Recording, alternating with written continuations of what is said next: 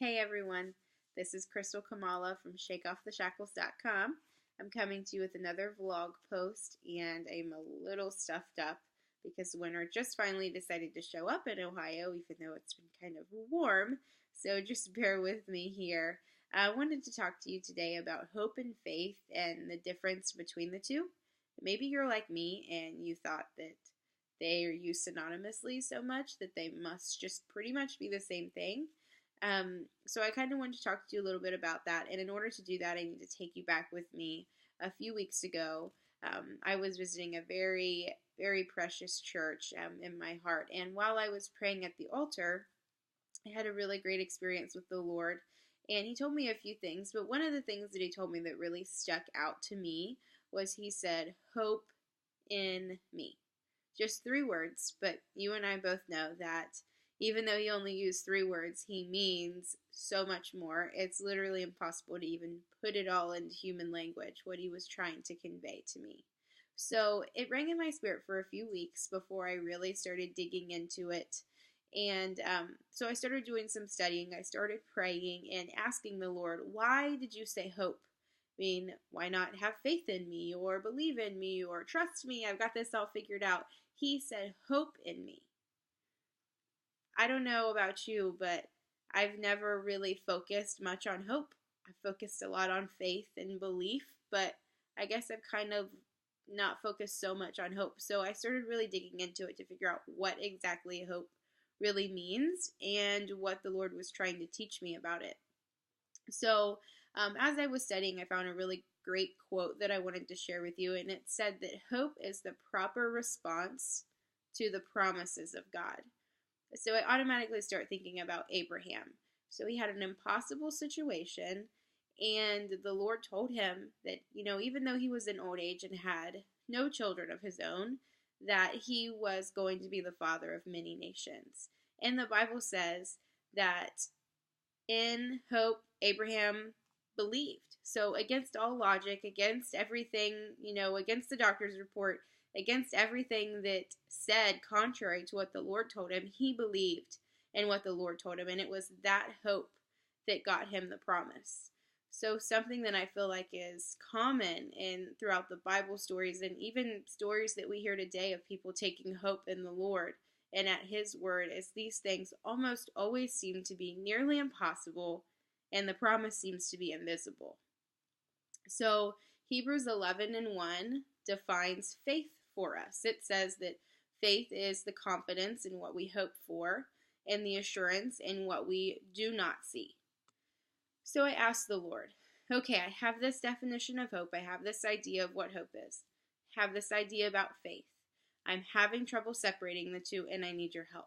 So help me know what you mean when you say hope in me. What's the difference? Help me understand them. So I wanted Him to explain it to me in a way that I could understand, and not only that I could understand, but that I could convey to you and to other people, because as we all know, none of these really good tidbits or these awesome revelations are to keep to ourselves. So the Lord told me this. He said, hope is like the steering wheel, and faith is like the gas pedal. You can drive a car with one or the other, but you're not going to get very far. Well, there you have it. A 21st century parable, totally applicable to our lives. So I started digging. And this is what I feel like the Lord wants me to share with you about that statement and what He wants to remind me and obviously make sure that I'm doing. So if hope is the steering wheel, then that must mean that hope steers us. It focuses on God and His promises, and it confidently knows that as the road turns, so the steering wheel will turn. The steering wheel doesn't argue with you when you try and turn it in the car. It doesn't tell you that you're going the wrong way, like we so often like to do with the Lord and question Him. It just goes. It just steers. It trusts the driver. It trusts the road. It trusts that what it's doing is accurate. So faith. If faith is like the gas pedal, then that must mean it propels us forward.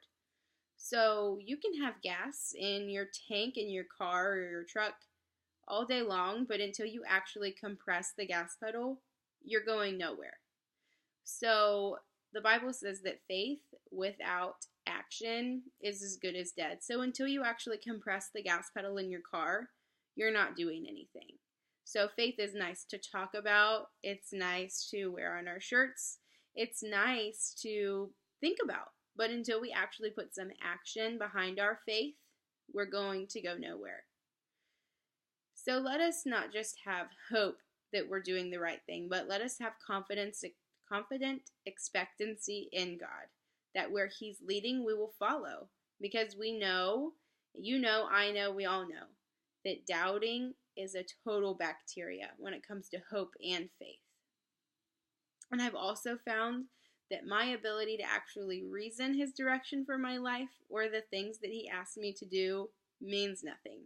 I can think and have anxiety and get upset about things and try and figure things out and put the pieces together and still get nowhere until I step back, take myself out of the situation, only focus on what God said, and trust that He's going to lead me and He's going to work the details out. That is what will give us peace. And who's to say that we would even understand all the details anyway? I mean, He literally hung the stars. He created all of this around us. So even if He did try and explain it, there's no guarantee I'm totally going to understand what He's talking about. So take the limits off your life. Take the limits off. Just simply believe in what He said and push yourself forward to do the things that seem so contrary to logic. Because if He said it, you can guarantee that it's going to happen. So Lord, please help us to confidently propel ourselves towards You and towards Your word. Let us always know that they will never contradict each other. And just as compressing a gas pedal activates action in our car, let our faith be made manifest by declaring Your word and acting on faith. Let our faith ignite as we read Your word and as we spend intimate time with You, and let our actions proclaim this faith. Let us take hold of the promises You've given to us. Let us hope confidently and expectantly in the invisible, the things we cannot see, only because You said it and You change not. Let us have faith behind our hope, faith that pushes us to grab hold of what is ours and take it back from the enemy if he's got it.